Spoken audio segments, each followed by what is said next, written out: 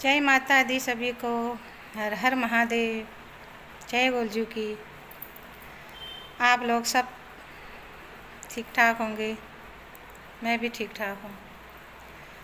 तो मेरी छोटी सी एक विनती है, छोटी सी मगर प्रार्थना है कि जो हमारा आठों और सातों का पर्व आ रहा है, आठों और सातों कहते हैं उसे, जो सप्तमी और अष्टमी को पड़ता है। माना जाता है कि हमारे कुमाऊँ भर में जो इतिहास है इसका बड़ा ही महत्व है। जो हिमालयी पुत्री को ही गौरा कहते हैं। तो हम पहाड़ की बेटियां हैं, तो हम गौरा से कहीं न कहीं से लिंक करते हैं। तो कहीं से कहीं से के उन्हीं के हम जड़ हैं, उन्हीं की संतान है माता जी, जो दुर्गा रूप जगत माता ही उन्हें बोला जाता है। तो इस समय वो अपने लोक पर्व के तौर पे मतलब पूजा करते थे, अपने लोक पर्व के। यही लोक पर्व जो आज आठों और सातों का पर्व बोला जाता है।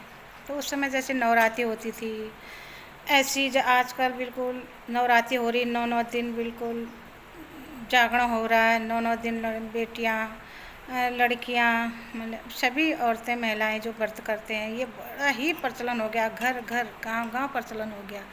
बहुत खुशी की बात है। मतलब धार्मिक आस्था में जुड़ना चाहिए।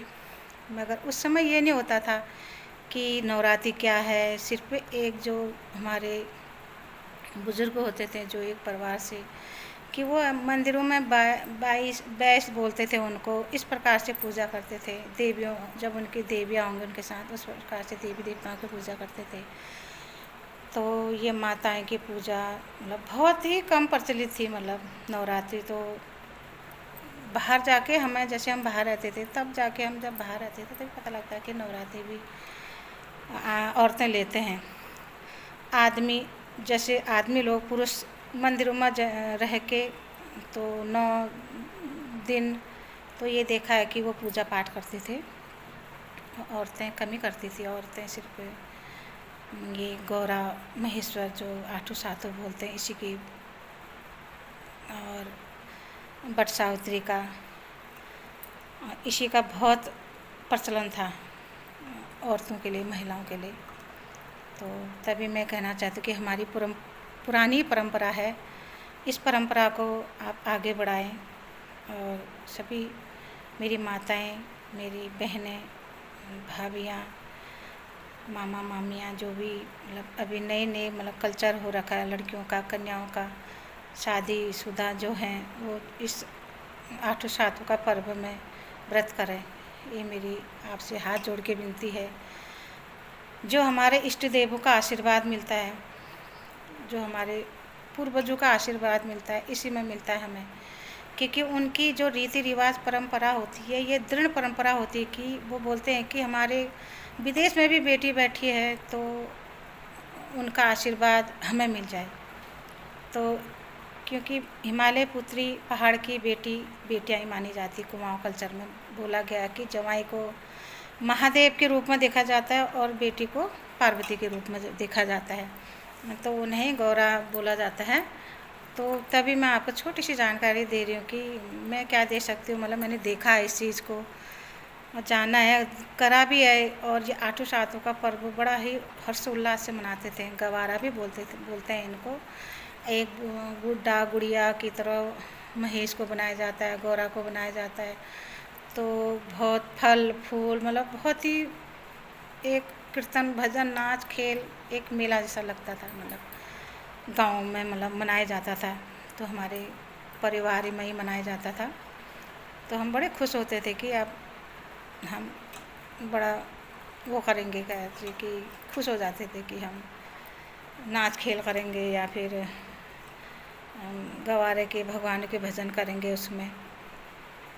तो बड़ा आनंद आता था। सभी हमारी मम्मियाँ, हमारी माँ, भाभियाँ, चाचा चाचियाँ, मतलब सभी मतलब उस चीज़ को मतलब एक खुली छूट देते थे कि हाँ भाई, ये पर्व हमारा पूर्वजों का ही दिया हुआ वरदान है और ये परंपरा वो मनाते थे, करते थे।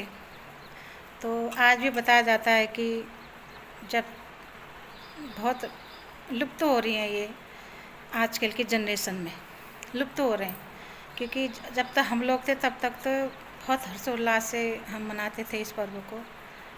तो आप से गुजारिश है कि आप उतना जानकारी नहीं ले पा रहे हो, नहीं कर पा रहे हो उतना, आपको धीरे धीरे सब जानकारी आ जाएगी।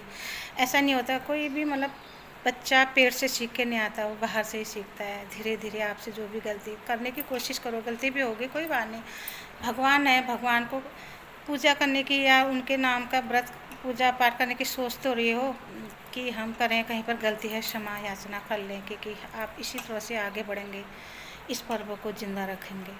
तब मैं सभी माताएं बहनों से कहना चाह रही हूँ, बेटियों से कहना चाह रही हूँ कि आप शादीशुदा हैं, नहीं हैं, तो आपको इतनी जानकारी नहीं है, आज आप इस व्रत को जानकारी प्राप्त करके करें।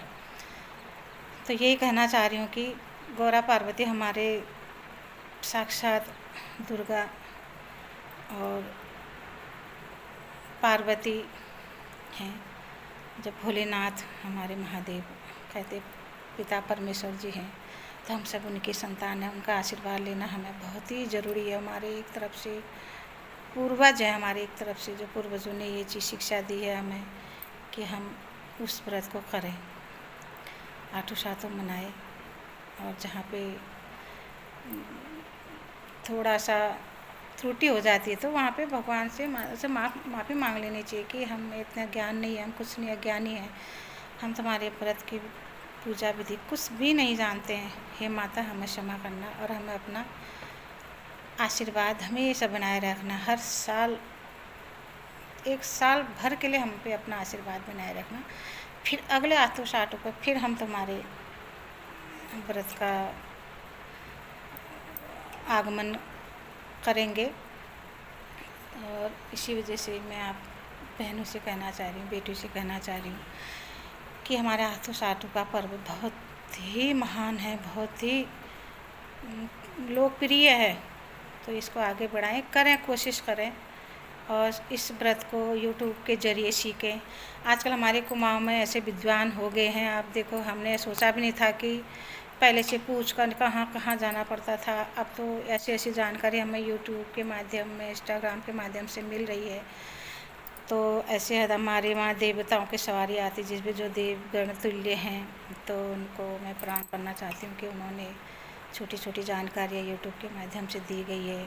तो हमें उतनी जानकारी नहीं भी है तो फिर भी हम लोग उसे देख के थोड़ा सा भी कर सकते हैं, क्योंकि हमारी कुमाऊं का कल्चर है। ये कल्चर ऐसा कल्चर है जो हमारे कुल से और हमारे जड़ से संबंधित है। तो उनका आशीर्वाद बहुत ही ज़रूरी है हमारे लिए, माता का, गौरा महेश्वर जी का। तो हमें आशीर्वाद उनका मिलेगा। आप करिए, अपने बच्चों के लिए करिए, अपने बच्चों का तो मैं उनका आशीर्वाद बच्चों पे आएगा, जिनके बच्चे नहीं हो रहे हैं, जिनके गोद सूनी है। मैं आपसे एक ही गुजारिश करती हूँ कि उनसे प्रार्थना करके आप अपनी झोली भर सकते हो। देखो, विश्वास में ही दुनिया टिकी है, कहते हैं ना, विश्वास से ही करना चाहिए चीज़ को। तो मैं आपसे हाथ जोड़ के बोल, जिसकी सूनी गोद है वो भी भगवान करे उनकी गोद भर जाए, सभी के बच्चे फलें फूलें, खूब आशीर्वाद मिले हमारे पूर्वजों का, पितरों का। तो ये पितर और पूर्वजों का ही व्रत है, मान के चलो, उनका आशीर्वाद से ये व्रत होता है, वही करते थे इनको पहले ज़माने में। तो हम परंपरा आगे की चलाते हैं और सब मिलके, न द्वेष न राग बोलते हैं, सब भूल के इस पर्व को हर्षोल्लास से मनाए, आठों सातों का पर्व।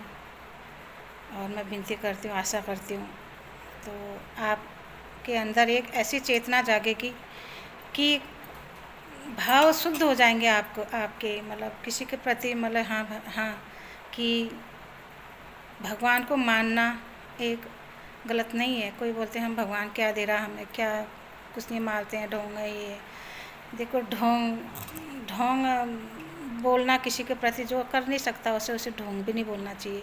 आप नहीं कर सकते तो उसे ढोंग नहीं, आपको विश्वास नहीं है आप ढोंग मत बोलिए, क्योंकि ये इसी से पता चलता है, आठों और सातों से पता चलता है कि हमारे पूर्वज या और हमारे अम्माएँ जो व्रत करती थी, हमारी मम्मियाँ करती थी, हमने देखा इस व्रत को।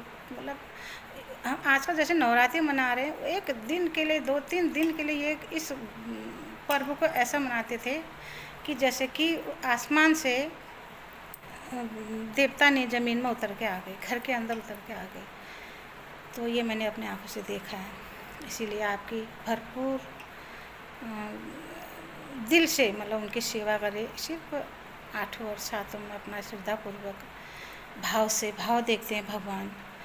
तो आपके पास क्या है क्या नहीं है, दिल तो है ना, मन है आपके पास, बस ये स्वच्छ मन रखे, भावना शुद्ध करिए और एक आठों सातों का पर्व व्रत करिए। आपसे हाथ जोड़ के विनती है, अगर मेरे आपको ये मैसेज कैसा लगा, और मुझे भी उतना अभी मैं ज्ञान क्या ज्ञान है, मतलब ज्ञान क्या ज्ञान होता है, हमको कुछ नहीं है ज्ञान। हमें कहते ज्ञान कोई माँ बाप पे जैसे पेट से नहीं सीख के आते हैं, मतलब हम भी माँ बाप बन चुके हैं, तो हमें धीरे धीरे परमात्मा की इच्छा को हो या ज्ञान को हो, वो जो भी है हम थोड़ा सा आप लोगों पे शेयर कर रहे हैं। तो जो भी इसमें गलती होगी हमें क्षमा करना, मुझे क्षमा करना।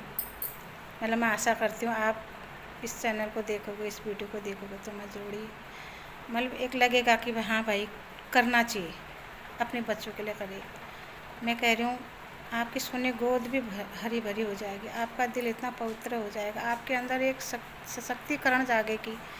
आप कमज़ोर, आपका दिल भी इतना कमज़ोर होगा ना, आपको अंदर से अंदर एक जिज्ञासा बढ़ेगी, एक हिम्मत बढ़ेगी, ताकत बढ़ेगी। तो आप माताएं ज़रूर करें, बहनें ज़रूर करें। यहीं पर मैं अपनी वीडियो को विराम देती हूँ। ऐसे मैसेज जब भी मुझे मौका मिलेगा मैं आपको एक आत्मज्ञान और जिज्ञासा देती रहूँगी। तो धन्यवाद, जय माता दी, खुश रहिए और करिए इस व्रत को। थैंक यू, जय माता दी।